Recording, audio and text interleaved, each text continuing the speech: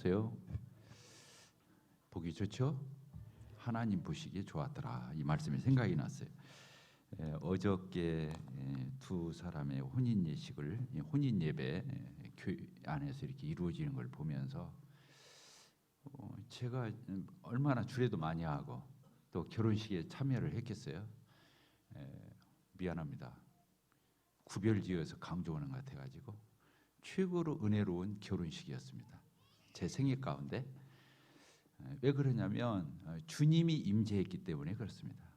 그리고 교회가 함께했기 때문에, 아까 우리 형제가 멘트한 대로 하나님이 다 하셨다. 교회가 함께했다. 성도들이 다 함께해 주셨다.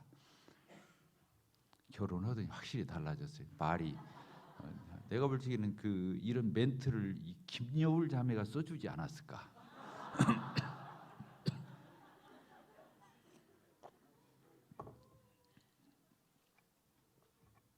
그렇죠.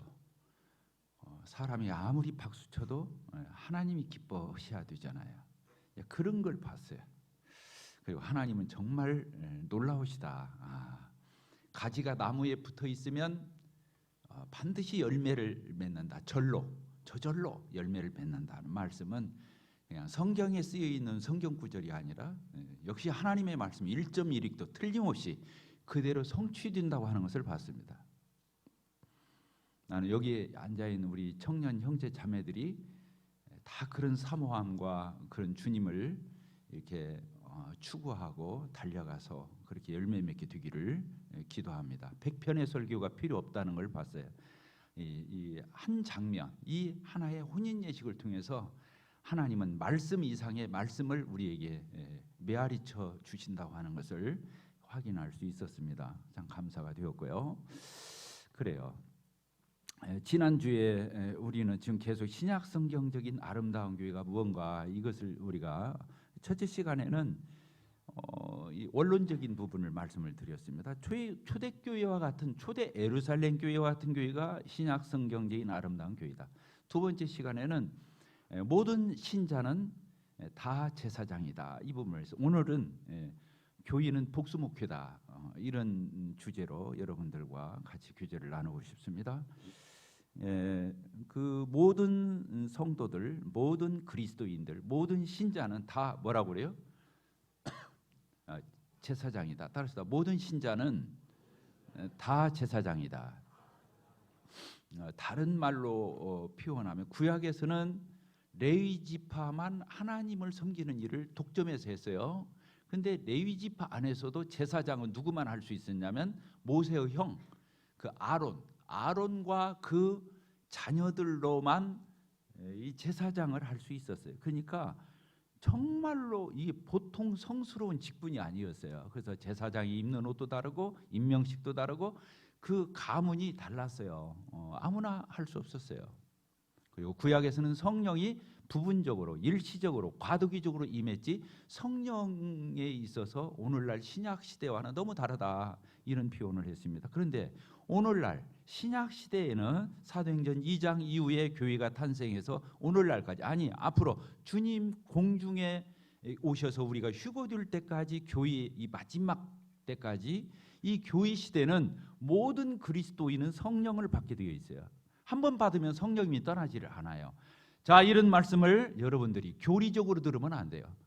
심장으로 들어야 돼요. 하나님이 내 안에 계시는구나. 성령님이 내 안에 오셨구나. 우리가 이렇게 모여 있는 것은 성령을 받은 사람들이 모여 있는 거예요. 그래서 성령의 공동체예요. 교회는 성령의 공동체입니다.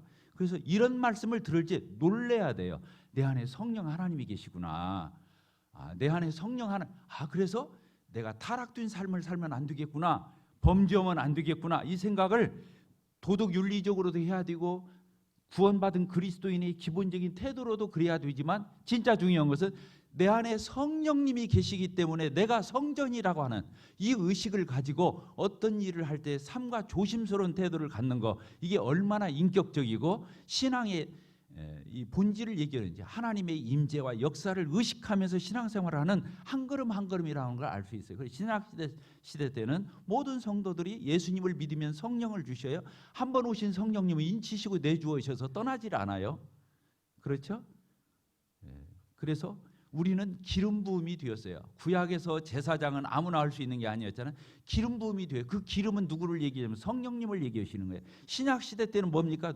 특별한 사람에게 어떤 왕이나 선지자나 제사장에게 기름을 부어지. 신약 시대는 그게 아니에요. 예수님을 영접한 사람, 예수님의 보혈에 비해 주사함을 받은 사람, 깨끗해진 사람, 의롭게 된 사람에게 성령님이 오셔서 내주하시고 그 성령님이 인치시고 내주셔서 영원히 떠나지 아니하는 이런 놀라운 기름 부음이 우리 가운데. 그래서 구원받은 성도는 다 제사장이에요.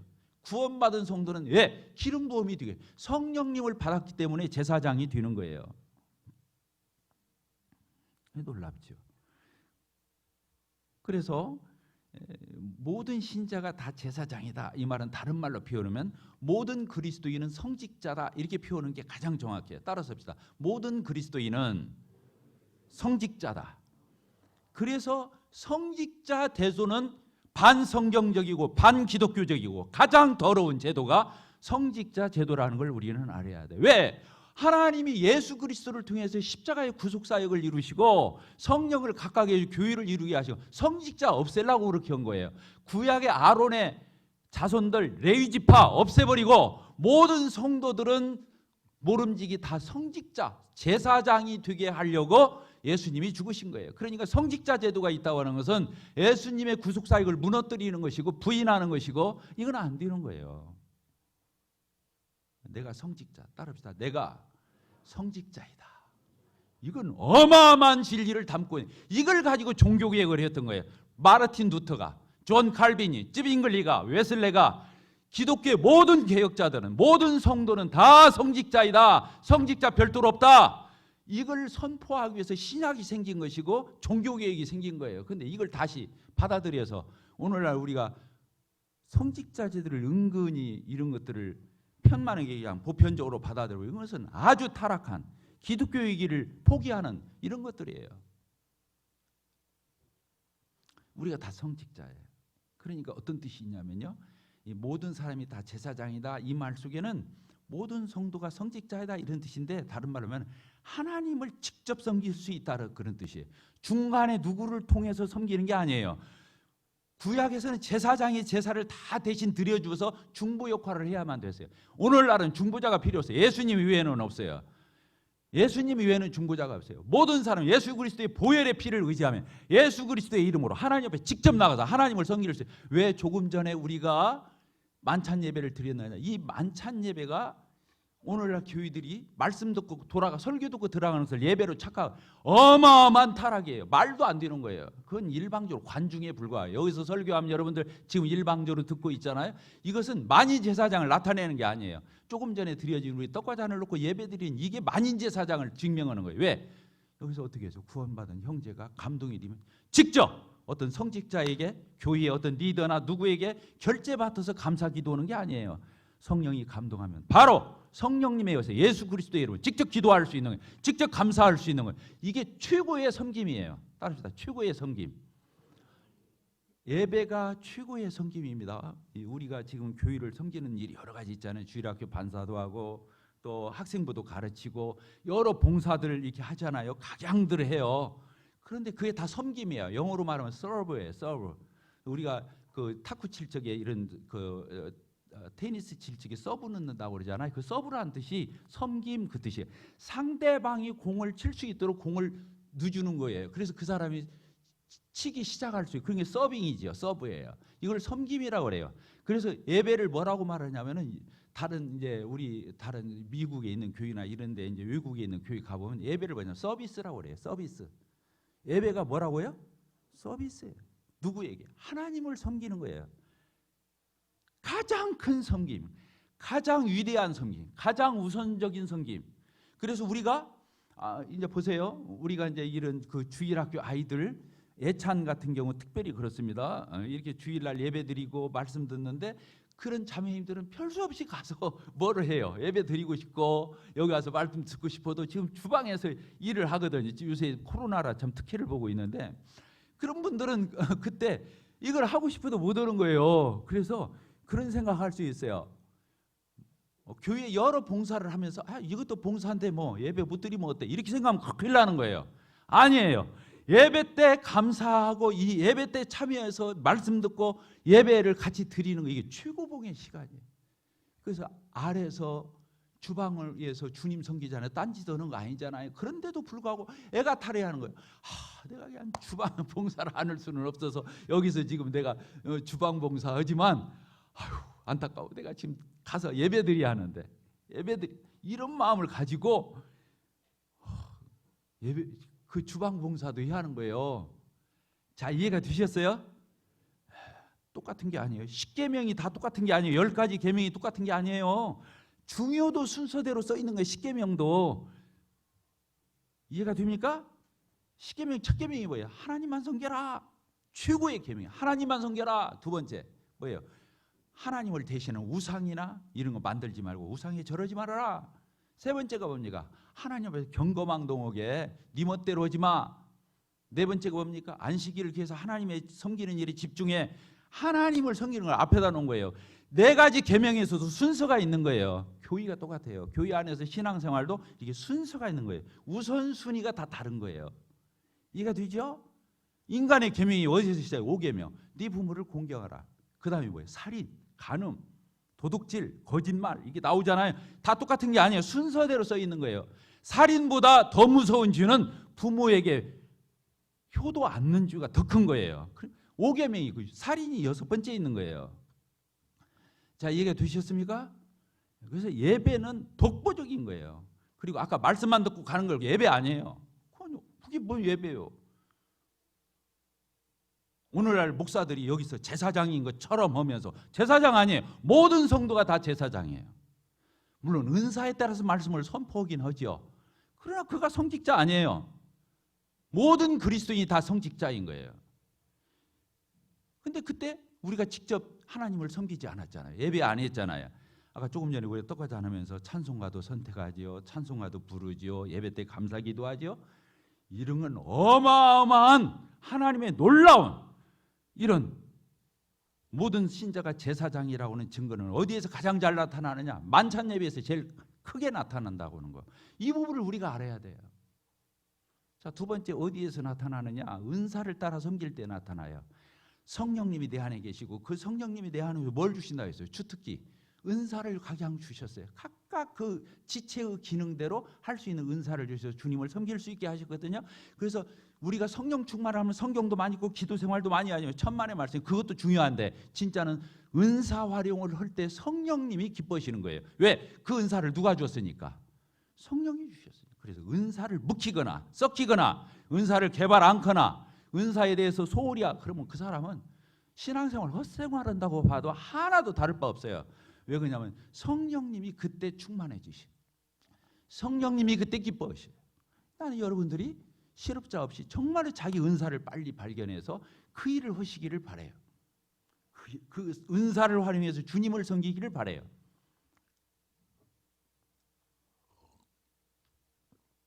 세 번째, 모든 신자가 제사장이라고 하는 증거도 어디에 나타나냐? 우리 모두는 다 형제 자매라고 하는 거예요. 따라서 우리 모두는 형제 자매다. 우리 안에 성직자주의가 없는 거예요. 그 말은 우리 모두가 성직자라고 그랬잖아요. 더 나가서 우리 모두는 차별 없이 뭐라고 그러는 거예요? 차별 없이 우리는 형제 자매예요. 돌아보면서 인사하세요. 형제님, 자매님 반갑습니다. 그렇죠? 우리가 서로 형제 자매예요. 여기에 서 있는 유인관 형제 성직자 아니에요. 아시겠죠? 여러분들이 성직자고 저도 성직자예요. 차별이 없어요. 우리는 형제 자매인 거예요. 형제 자매인 거예요. 이것이 변하면 큰일 나요. 이게 변하면 큰일 나는 거예요. 우리는 형제 자매예요. 근데 또 하나님은 교회에 리더를 세우셨어요. 또 다른 성직자를 세운 게 아니라 교회에 리더를 세웠다고 하는 거예요. 이제 이 부분을 무시하면 안 돼요. 그래서 무식쟁이가 되는 거예요. 우리 모두는 다 형제 자매야. 교회 장로도 필요 없고 집사도 필요 없고 교회 리더가 필요 없어. 이렇게 말하면 무식쟁이에요. 아까 성직자 제도 인정하는 사람이 다를 바 없어요. 교회에 리더를 부인하잖아요. 형제 자매를 강조하다 리더를 부인하잖아요. 그것도 어이없는 실수라는 것을 우리가 알아야 돼요. 왜? 리더를 누가 세우니까? 하나님이 세우니까. 리더를 주님의 몸된 교회에 이 형제 자매들을 섬기도록 인도하도록 목양할 수 있도록 누가 세웠냐면 성령님이 우리 가운데 리더를 세워주시는 거예요. 이건 놀라운 거죠. 우리를 보호해 주려고, 우리를 케어해 주려고, 우리를 섬겨주게 하려고, 우리를 건강하게 만들려고 우리에게 리더들을 주신 거예요. 근데 그 리더들을 깔본다? 리더들을 무시한다? 리더에 대한 반감을 가지고 있다? 리더와 다른 분별을 가지고 있다? 그건 재앙이에요. 그걸 모르는 사람이 너무 많아요. 마치 자기가 의분심이 있고 자기가 무슨 뭐 객기 부리듯이 자기는 뭐 교회 리더와 함께 앉고 막 판단하고 도마 위에 올려놓고 뭐 어쩌고 저쩌고 뭐 그건 끔찍한 거예요.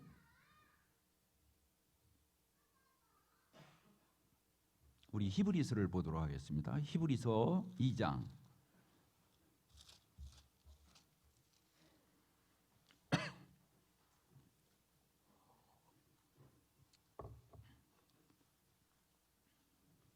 2장 11절 우리 같이 읽겠습니다. 시작. 거룩하게 하시는 이와 거룩하게 함을 입은 자들이 다 한 근원에서 난지라. 그러므로 형제라 부르시기를 부끄러워하지 아니하시고 이르시되 내가 주의 이름을 내 형제들에게 선포하고 내가 주를 교회 중에서 찬송하려다. 이게 교회는 형제자매들로 이루어져 있는 거죠. 여기 보니까 예수님이 우리를 형제라 부르기를 부끄러워하지 않으셨어요. 예수님이, 자 저를 보세요. 예수님이 우리를 향해서, 나를 향해서 형제 부르기를 부끄러워 아니에요. 그분은 창조주 하나님이셔요. 예수님은 주님이셔요. 구주이셔요. 주님이셔요. 창조주이셔요. 하나님이신 그분이 나를 향해서 형제.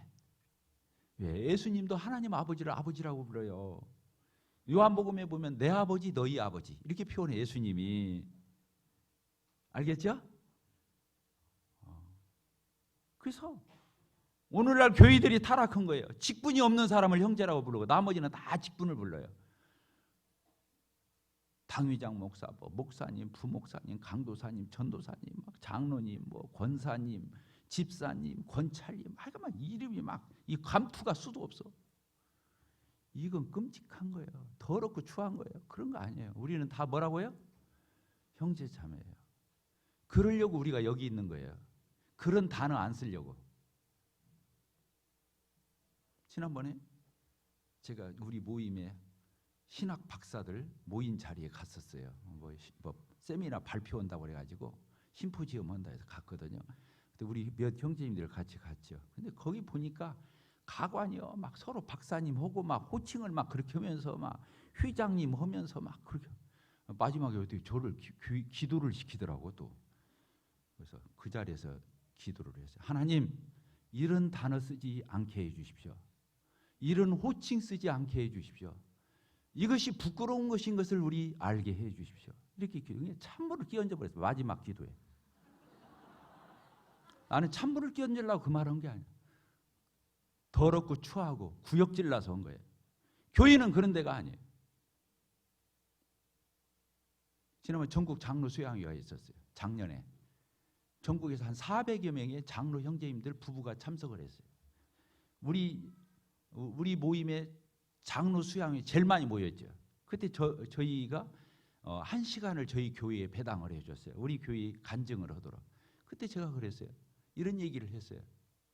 거기 보니까 요새 막 디모데학교 교장, 뭐 CTI 원장, 막 여기저기 기관이 생기다 보니까 막 회장, 교장, 원장, 뭐 그냥 감투가 막 곳곳에 생기면 우리 모임의 기구가 한 10몇 개가 되다 보니까 다 감투들이 갖고 뭐 보통 국장, 이사장 이런 말 하면 이거 안 돌아가 회의가. 제가 그랬어요. 전국의 장로들 부부 모인 자리에서도 그래서 앞으로 우리 중에서는 이런 말 다 쓰지 마자. 우리끼리 무슨 그런 단어를 쓰냐고. 알겠어요? 물론 거기에 회장이 있는 게 나쁜 게 아니에요. 교장이 있는 게 나쁜 게 아니에요. 원장이 있는 게 나쁜 게 아니에요. 저도 지금 내일부터 CTI 가는데 CTI 그 원장이 있잖아요. 저거 얼마나 친해요. 그렇지만 우리끼리는 내가 그 형제님한테 원장님 그래야 하겠어요? 형제 그렇게 불러야지. 그런 거 아니잖아요. 물론 명함에다가는 그렇게 받고 다 외부에 대위적으로 해야 하니까 그런 단어를 써야 돼요. 그러나 그런 것이 창피하다는 걸 우리 중에서는 알아야 돼요. 우리가 집에 와가지고 우리 집에서 우리 집은 다 사장이고 나만 목회오니까 이게 예를 들기가 그러는데, 아이고 집에 와서도 그렇게 하겠어요? 아이고 동물병원 원장님, 학교 교사니까 선생님, 부모 자식 간에 형제 간에 그렇게 불러야 하겠습니까? 뭐라고 불러야 돼요? 형, 동생, 누나, 끝나는 거예요. 교회가 그런 곳이에요. 이런 것들이 확고하지 않으니까 정체성들이 없는 거예요. 무엇이 부끄러운 것인지, 무엇이 거룩한 것인지 모른다고 하는 거예요.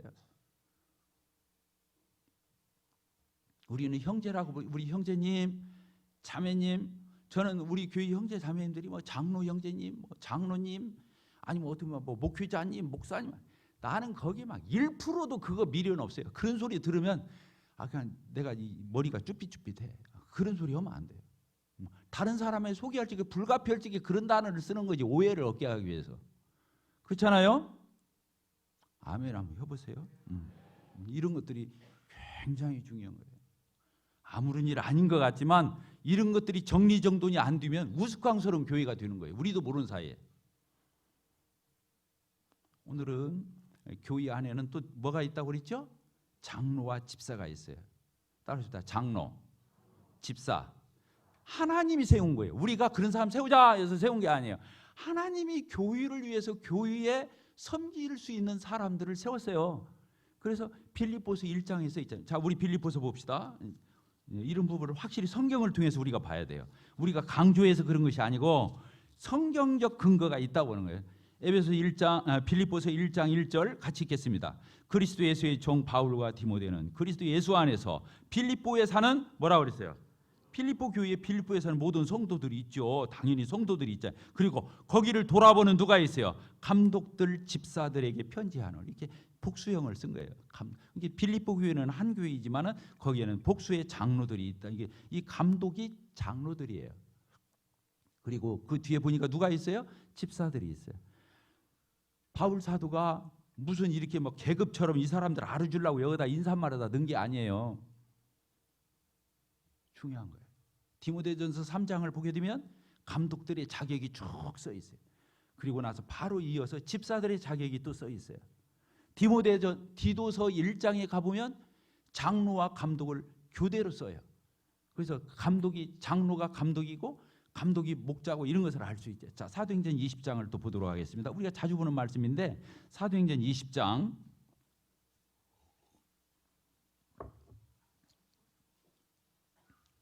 17절 제가 읽겠습니다. 사도행전 20장 17절 바울이 밀레도라고 하는 항구에서 사람을 에베소 교회로 보내요.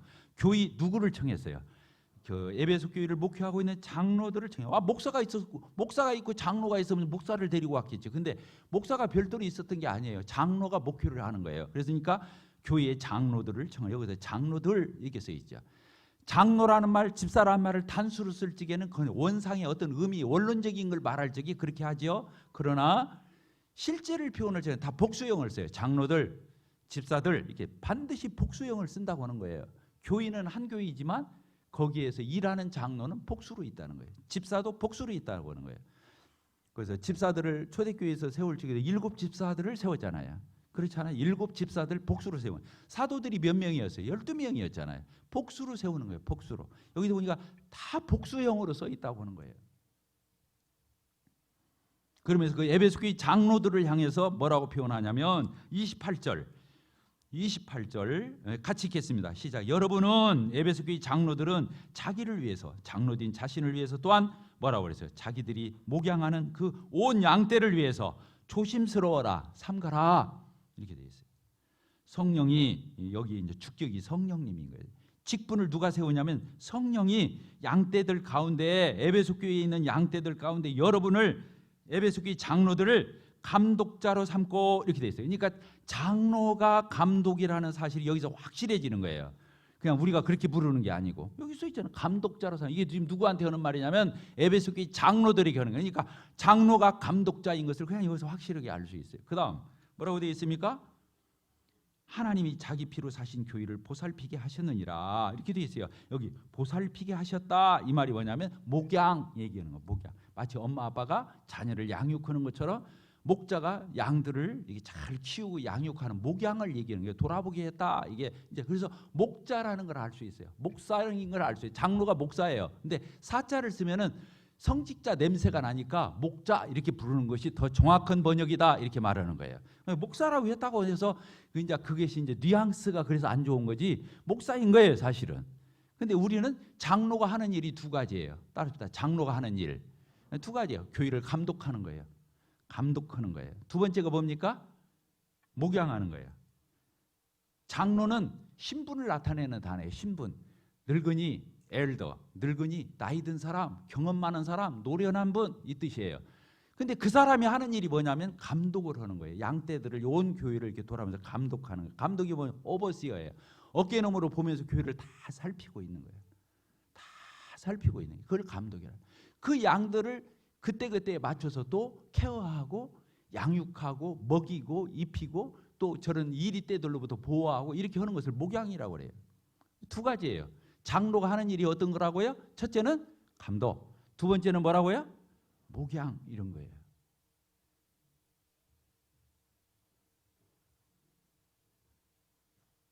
그래서 성도들의 동태를 모른다? 그건 감독직을 내려놔야 하는 거예요.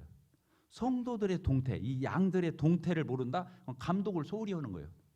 다 알아야 돼요. 누가 지금 누구 만나고 있는지, 무슨 대화하고 있는지, 어떤 뉘앙스인지, 어떤 흐름인지, 교회와 결을 같이 하는지, 교회와 겉들면서 교회를 열심히 하는지 그걸 모르고 있으면 장로직을 내려놔야 한다는 거예요. 교회는 다 하는 거예요.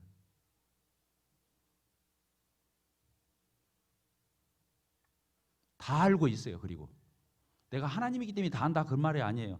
밥만 먹고 그 일을 게을리하지 않은 게 아는 거예요. 그게 장로의 임무예요. 여기 그렇게 써 있어요. 그 다음 절이 그걸 써놨어요. 또 뭐라고 써 있어요? 그 다음 절 여기 보니까 하나님 피로 사신 이 교회가 하나님의 피값으로 샀다 이렇게. 얼마나 교회가 소중한 줄 알아요? 교회가 두려운 것인 줄 알아요? 그 다음 절 보십시오. 내가 떠난 후에 바울 사도가 에베소 교회를 떠난 후에 사나운 이리 때가 교회에 여러분들에게 들어와서 이 에베소 교회에 들어와서 그 양떼를 아끼지 않고 교회 와서 처세로 정치로 335 결탁지어서 자기 세력이나 만들고 영향력이나 가지려고 그러고 이런 사람들이 나타난다는 거예요. 교회에서. 이게 지금 교회 장로들이 하는 말이에요. 그러면서 뭐라고 그러죠? 30절 뭐라고 했어요? 또한 여러분 중에서도 이 장로들 너희들 가운데서 이런 사람 나올 거야 이 말이에요. 다른 사람 얘기하는 게 아니에요. 조금 전에는 그런 무리들이 출현할 걸도 얘기했지만 이번에는 에베소 교회 장로들 너희들 중에도 이런 사람 나올 수 있어 조심해 이 말을 하는 게 이 구절이에요. 여기 그렇게 써 있잖아요. 또한 여러분 중에서도 제자들을 끌어 교회 안에 있는 성도들 이 사람 저 사람을 누구 따르게 하려고 주님 따르게 하고 교회 따르게 하고 이런 게 아니라 결국에 자기 세력, 자기 사람, 자기 영향력 이건 더러운 거예요. 이건 더러운 거예요. 추잡스러운 거예요. 꿈에도 우리 교회 지금 장로들 다섯 있고 집사들 다섯 있지만 꿈에도 그런 마음을 먹지 않게 되기를 바라요. 우리는 얼마 전에 이런 일들의 소용돌이의 교회가 있었어요. 교회 인간적인 다툼이 있었던 게 아니에요. 주님이 하신 거예요. 사람이 한 게 아니에요. 여기 보니 그렇게 써 있잖아요. 또한 여러분 가운데서도 제자들을 끌어 자기를 따르게 하려고 어거러진 말을 하는 사람들이 하나님의 말 하는 것처럼 하지만 결국에는 입으로 사람들을 얼마든지 가지고 놀 수 있는 말을 한다 그 말이에요. 그런 사람이 일어날 줄 내가 아노니 쭉 써 있어요. 나중에 정말 에베소 교회 이런 사람들이 나타났다고 말하고 있어요. 그래서 교회가 첫사랑을 잃었다. 에베소 교회에 대한 권면이 요한계시록에서 나오잖아요. 또 디모데 전후서가 바로 에베소 교회에서 목회하던 디모데에게 쓴 편지. 그러니까 에베소 교회에는 세 편의 편지가 간 거예요. 이 에베소서 또 한 권은 디모데 전서, 디모데 후서가 간 거예요. 디모데 전후서를 보면은 에베소 교회에서 지금 목회를 하고 있는 디모데에게 얼마나 많은 것들을 경계하고 있는. 제가 지금 내일부터 가면은 디모데 전후서, 디도서를 강의하게 돼 있어요. 요한계시록에 가보면 에베소 교회가 첫사랑을 이룬 이유가 그래서 생긴 거예요. 교회에서 그런 거 가려내다 보니까 사랑이 메마르게 되는 거예요. 그렇다고 그런 사람들 내버려 둘 수는 없잖아요.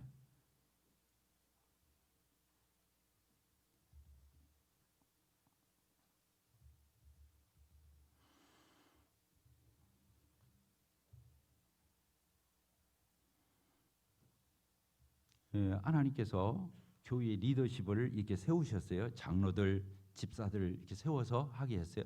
그래서 자, 우리가 이 장로들이 아까 말한 대로 그런 삼가하는 태도로, 조심스러운 태도로 목양할 걸 얘기했잖아요. 자, 베드로전서 5장을 보도록 하겠습니다. 베드로전서 5장.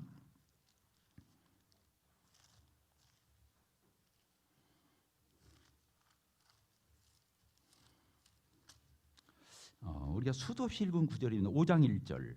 너희 중 장로들에게 권하노니 나는 함께 장로된 자요. 이 베드로 사도가 자기를 장로라고 말하면서 장로들에게 권면하는 장면이죠. 그러면서 2절. 장로들은 어떤 태도로 교회의 양들을 대해야 되고 교회를 대해야 되는지, 너희 중에 있는 하나님의 양 무리를 치되 뭐라고 그랬습니까? 억지로 하지 말고. 억지로 하면 억지로 이렇게 벌써 이렇게 선하고 이 고귀한 일을 억지로 하면 되겠어요?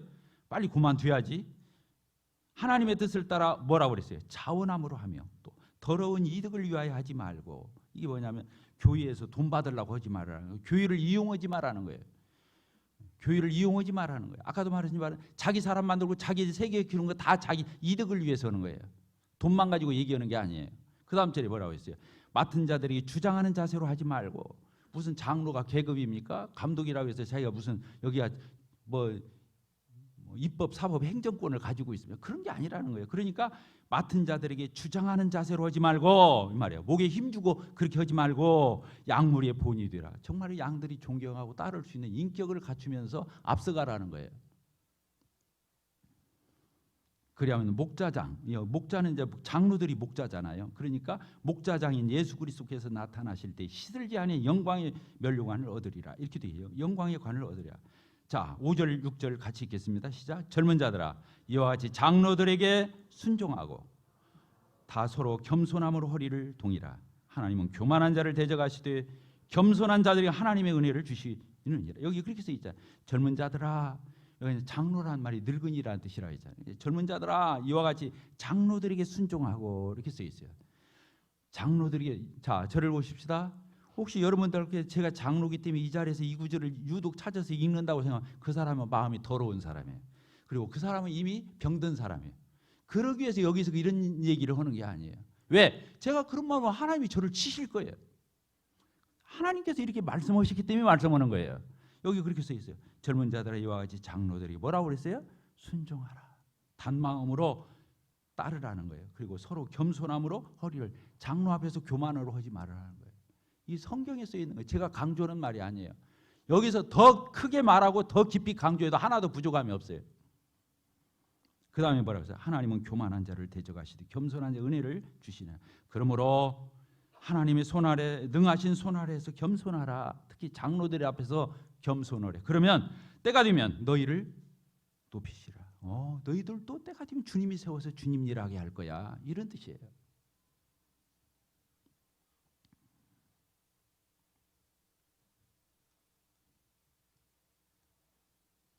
히브리서를 읽고 마치도록 하겠습니다. 히브리서, 그 앞에 히브리서 13장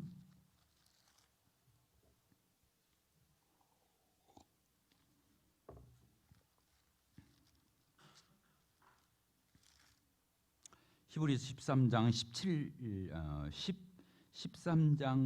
6, 7절을 보도록 하겠습니다. 같이 읽겠습니다. 시작. 하나님의 말씀을 너희에게 일러주고 너희를 인도하던 자들을 생각하며 그들의 행실의 결말을 주의하여 보고 그들의 믿음을 본받아라.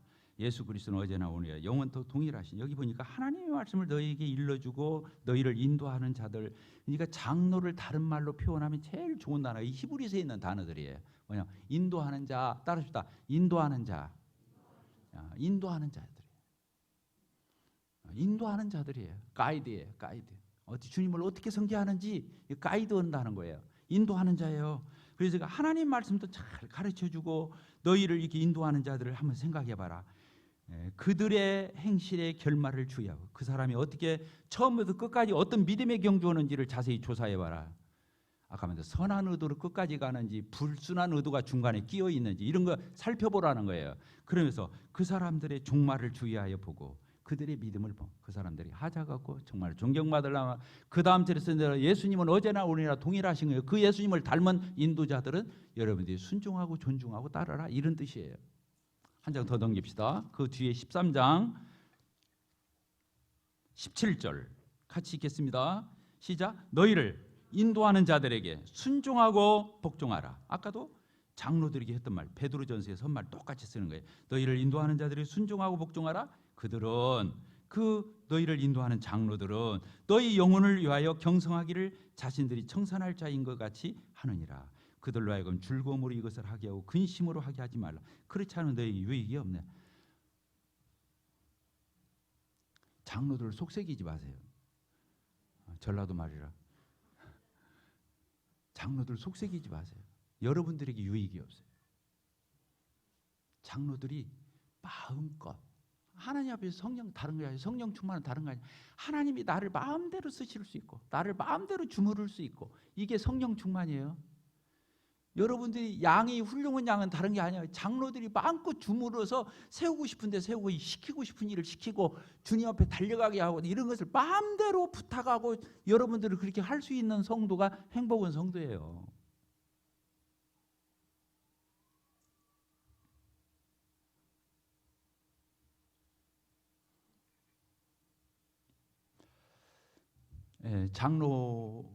장로들에게 아까 장로들은 그런 태도로 하고 성도들은 그런 태도로 해야 됩니다. 또 한 가지 장로들 이 복수 목표를 한다고 그랬죠. 아까 12사도가 있죠. 7집사가 있죠. 이렇게 이제 복수 목표를 한다. 그래서 분담하게 되어 있어요. 주특기가 다 달라요. 장로들도 다르고 집사들도 다 다르고 성도들도 주특기 은사가 다 다르잖아요. 그런 것처럼 분담 사역을 하는 거예요. 따라서 다 분담 사역. 그러면서 주님 일은 똑같이 하는 거예요. 그러니까 동역이 되는 거예요. 그래서 복수 목표는 복수 목표뿐만 아니라 복수의 이런 사역 모든 것들이 다 두 가지를 같이 겸하고 있는 거예요. 분담하면서 동역을 하는 거예요.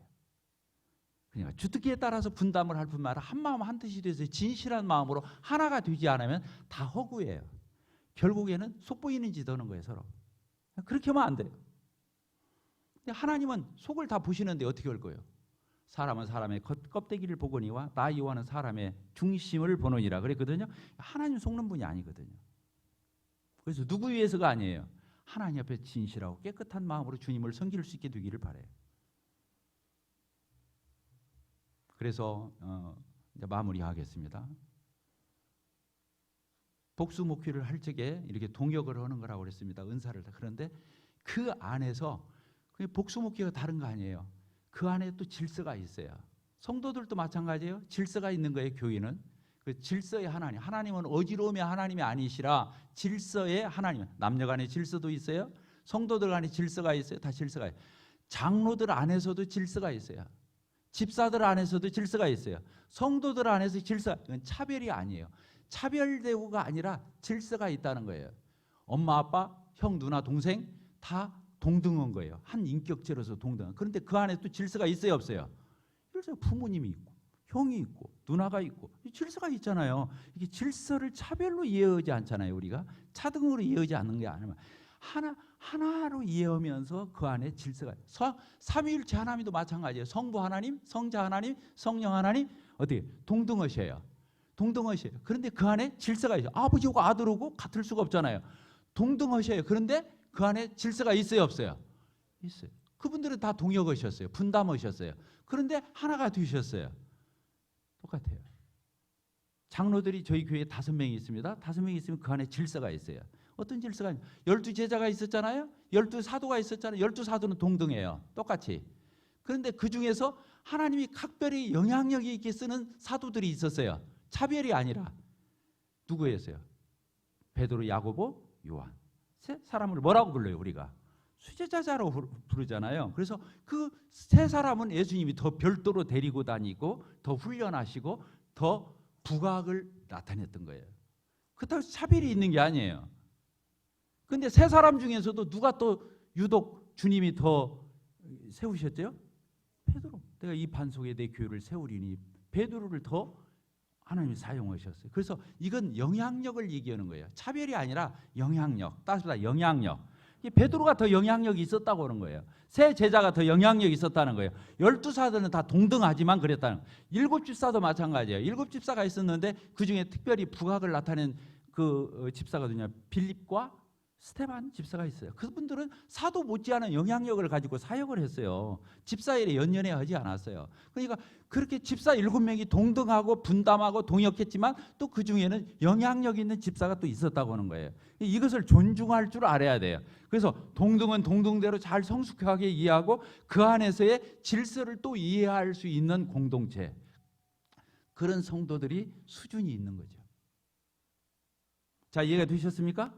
기도하고 마치겠습니다. 아버지 하나님, 참 신약 성경적인 아름다운 교회, 초대교회, 예루살렘 교회, 하나님께서 바라시고 원하시는 하나님의 쓰심직한, 하나님이 놀라우신 뜻을 이루시는 신약 성경적인 아름다운 교회, 하나님이 꿈꾸시는 교회인 것을 믿습니다. 옹골 성천교회를 지금까지 인도해 주신 하나님께서 계속해서 적극적으로 간섭하셔서 하나님의 핏값을 지불하고 사신 이 주님의 몸된 교회를 우리 주 예수 그리스도의 이 교회의 친히 머리가 되시고 우리 주님을 대신하여 성령께서 이 교회를 온전히 주장하시고 경영하여 주심으로 참으로 하나님 기뻐 받으시고 영광 받으시고 저희들 주 안에서 복된 그런 성도들로 공동체로 나타날 수 있도록 복 주시기 원합니다. 예수 그리스도의 이름으로 기도하옵나이다. 아멘.